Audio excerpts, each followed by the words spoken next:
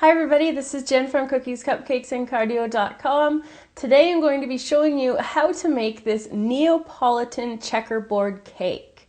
So it's got 3 flavors, vanilla, chocolate, and strawberry. We put them all together to make this really cool inside design. Let's get started.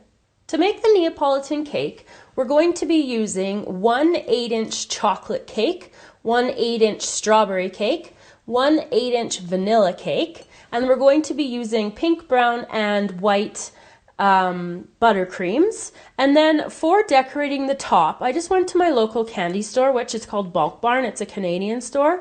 And I found a white, a pink, and a brown candy. And these 3 were of similar size, so I thought that they would be perfect to put on top of the cake. So I'm going to show you what to do next with this vanilla cake, and you'll have to repeat the steps for the strawberry cake and for the chocolate cake.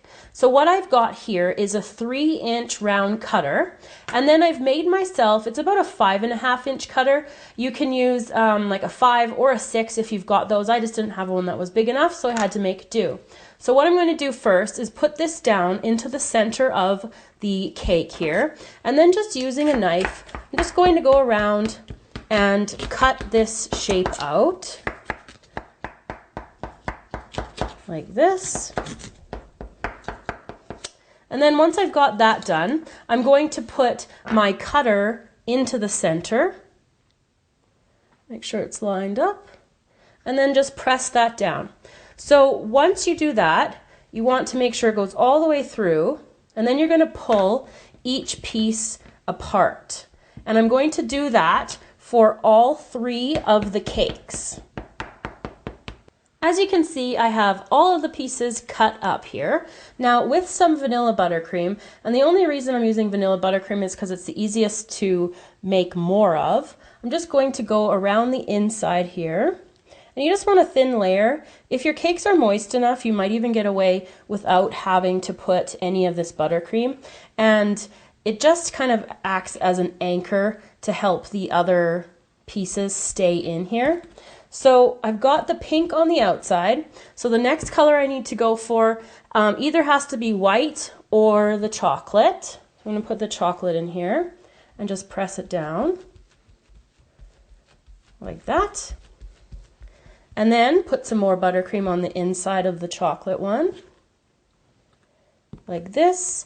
And you want to have all 3 colors on each of your layers. So the next color I'm going to be using is obviously going to be the vanilla cake. Press that down. Now once I've got that first layer done, I'm just going to take a scoop of vanilla buttercream again, and I'm just going to smooth it on top.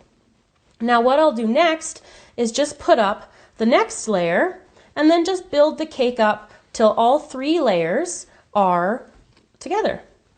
So I've got all 3 layers stacked. What I'm going to do next is I'm just going to apply a thin crumb coat. And I don't want to do too much pressing at this point because the higher you get in the layers, the easier it is for the cake to actually wobble around. And that's the purpose for putting it into the freezer, which is what I'm going to do next. So I'm going to put it in there probably for about half an hour, maybe a little bit longer if I have the chance to, just to make sure that everything is solid and set before I start decorating the outside. So now that I have the crumb coat on and my cake is cool, what I'm going to do is take my chocolate buttercream in a piping bag fitted with a Wilton 104 tip, which is a petal tip.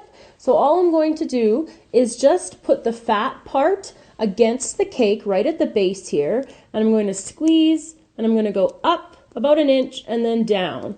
So I'm going to do that all the way around the cake. This is similar to just a ribbon effect. I'm just going a different way. Instead of up and down vertically, I'm just going around the cake.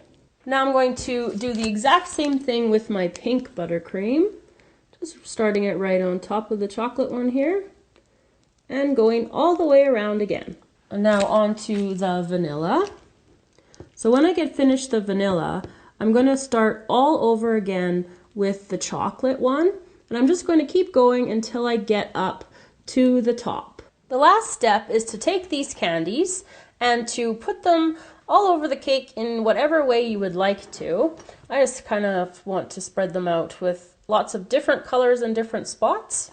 Now I've got a second cake prepared that I'm going to slice into so we can see the checkered board look. So as soon as I finish the top here, I'm going to slice into that cake and be back to close the video.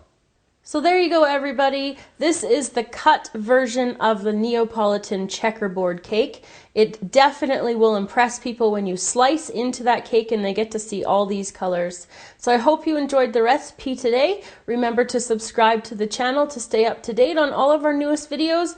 And in our description box below, you can find all of the social media sites where you can follow us and like us. And I'll love to see you when you come on over there. See you next time.